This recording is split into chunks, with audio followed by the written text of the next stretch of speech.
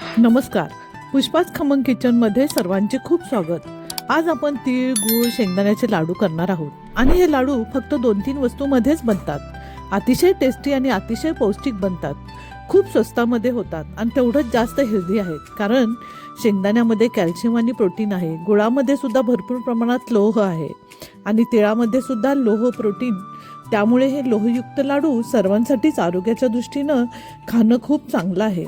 तर इथे लाडू बनवण्यासाठी 1 वाटी भरून शेंगदाणे, अर्धी वाटी तीळ, पाऊण वाटी पिवळा गूळ घेतला आहे. शक्यतर काळा गूळ वापरावा. आणि आपल्याला लाडू बनवण्यासाठी जेवढे शेंगदाणे आहेत त्यापेक्षा थोडा कमी गूळ आपल्याला घ्यायचा आहे. आता सर्वात आधी आपण गूळ छान चिरून घ्यायचा आहे किंवा किसून घ्यायचा आहे. आता आपण एक जाड बुडाच्या कढईमध्ये शेंगदाणे छान खरपूस भाजून घ्यायचे आहेत. आपल्याला मध्यम आचेवर शेंगदाणे खमंग भाजून घ्यायचे आहेत. जर आपण मोठ्या आचेवर शेंगदाणे भाजले तर वरून खूप पटकन भाजले जातात, पण आतून ओलसर राहतात आणि याला हवा तसा खमंगपणा येत नाही. या पद्धतीने कमी किंवा मध्यम आचेवर खरपूस शेंगदाणे भाजून घ्यायचे आहेत. आता हे शेंगदाणे व्यवस्थित भाजले गेले आहेत. आता हे एका प्लेटमध्ये थंड करायला ठेवू. पूर्ण थंड झाल्यावर या शेंगदाण्याच्या सालीमध्ये सुद्धा पौष्टिक गुण असतात, त्यामुळे मी ही शेंगदाण्याची साल काढली नाही. आता याच कढईमध्ये तीळ सुद्धा भाजून घेऊया. तीळ भाजताना गॅसची आच कमी ठेवायची आहे. भाजलेल्या तिळामुळे लाडूला खमंग स्वाद येतो आणि अप्रतिम सुगंध येतो.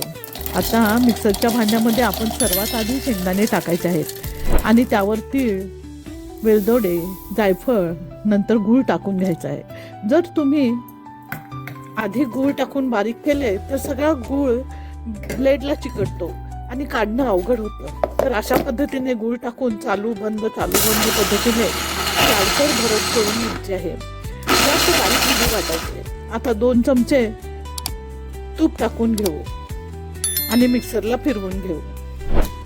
तुपामुळे लाडूला मऊपणा आणि छान चिकटपणा येतो. तसेच लाडू बांधायलाही सोपे जातात. तुपामुळे लाडू जड वाटत नाही, पचन व्यवस्थित होते आणि गॅस ॲसिडिटी कमी होते. मिक्सरमधून तयार झालेला हा खमंग मिश्रणाचा सुगंध तर अप्रतिम येते.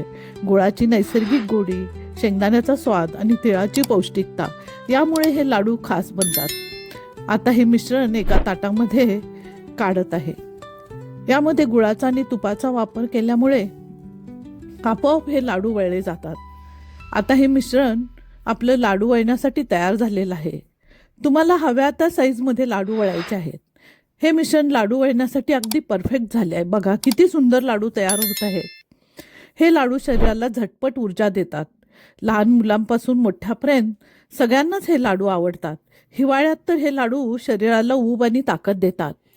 व्हिडिओ आवडला असेल तर लाईक करा. अशा साध्या सोप्या घरगुती रेसिपी बघण्यासाठी पुष्पाच खमंग किचनला लाईक, शेअर, सबस्क्राईब करा. धन्यवाद.